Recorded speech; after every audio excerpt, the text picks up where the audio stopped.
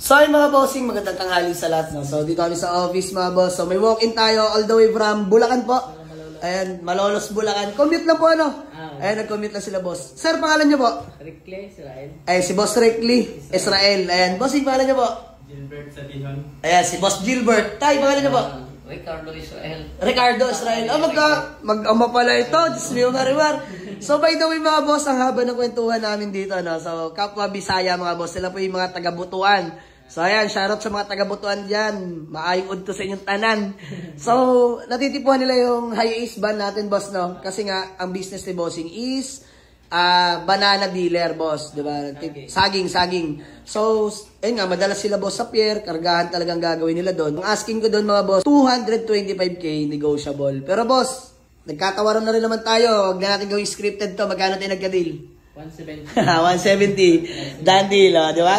Ganun lang kabilis mga boss. So, sige, tawag na isang tropa para gumawa ng acknowledgement dahil iba-vlog ko yung van na na-avail nila. So, boss, dito lang muna tayo. Ito yung high ace van natin na 2000 model na manual transmission, 2L, diesel engine mga bossing. Sobrang tagal nila chinek mga boss. So, ayan, dito naman mga bossing ha. No matter what it takes, bilhin o hindi, walang problema yan, mahalaga. Nagkita-kita tayo mga bossing.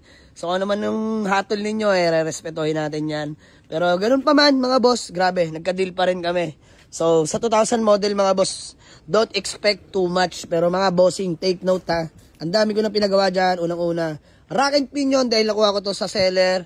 Solid followers natin may-ari nito. Talagang hindi na nagagamit. So, nung na-check ko to, sobrang tigas ng power steering. So, nasipat ko agad rack and na may problema. So, ngayon, pinagawa ko, all goods na mga boss. Pangalawa, alternator, dahil nagtataka ako nung inuuwi na namin siya dito sa garahe is humina yung battery, tapos nung binunot ko yung positive biglang namatay. So wala na ibang nakikita, alternator, pinagawa na natin, IC po ang naging problem. Then next, pangatlong problem nito is aircon system mga bossing. So ayun, nakita lang naman natin may leak, pinagawa na natin kay Kuya Deb. Ayun, shoutout kay Kuya Deb, maraming salamat. So ano pa ba? Wala na, the rest mga boss, mga minor na lang. Like mga bulb ng ilaw, mahina. So, kayang-kaya naman na daw nila. Pero ito na nga mga boss, from 225, ayan, done deal. 170k only, mga bossing. So, okay na, mahalaga. May kitang bahagya. So, dito mga boss, flex ko lang sa inyo ang loob nitong ating van. Oops, ayan. Ayan, chinek nila yan mga boss yung engine. So, ito mga bossing. Pero alam ko, may useless na yung upuan na ito. Tatabi lang ata ni boss dahil gagawin nilang kargahan. So, nakabinil na flooring na yan, mga bossing. Kakarga nila ng saging. Yan, galing pa sila Malolos, mga bossing. Kapwa Bisaya rin natin. So, ang ganda ng makina niyan. Chinek na rin nila. All goods yan. Test drive na rin. So, maraming salamat kila boss ng Malolos, Bulacan. Pero province ng Butuan, mga bossing.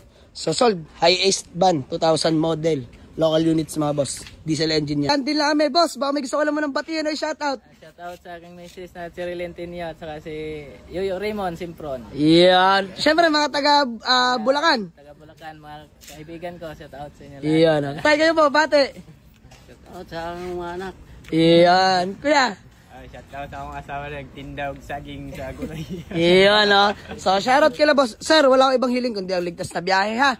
Sir, update nyo kami pag nakauwi na po kayo ng Bulacan. So, God bless po. Muli, maraming salamat. Bar from Malolos, Bulacan, mga boss. So, sold ng ating Toyota Hi-Ace van na 2000 model manual diesel engine, mga boss. So, yun. Maraming salamat sa nila. Let's go.